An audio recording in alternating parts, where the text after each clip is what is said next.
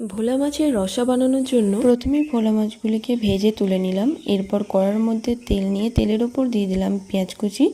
পেঁয়াজটি তাড়াতাড়ি লাল হয়ে যাওয়ার জন্য এর ওপরে সামান্য পরিমাণ লবণ দিয়ে পেঁয়াজটি ভালোভাবে নেড়ে নিলাম। এরপর পেঁয়াজের ওপর দিয়ে দিলাম সর্ষে বাটা।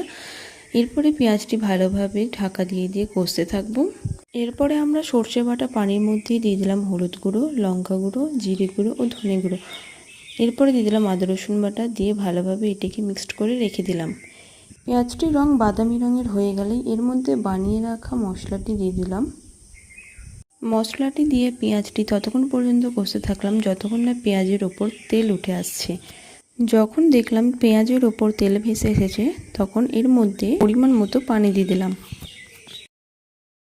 পানি দেওয়ার পর পেঁয়াজটি ভালোভাবে নেড়ে নিয়ে এর মধ্যে দিয়ে দিলাম ভেজে রাখা ভোলা মাছগুলি।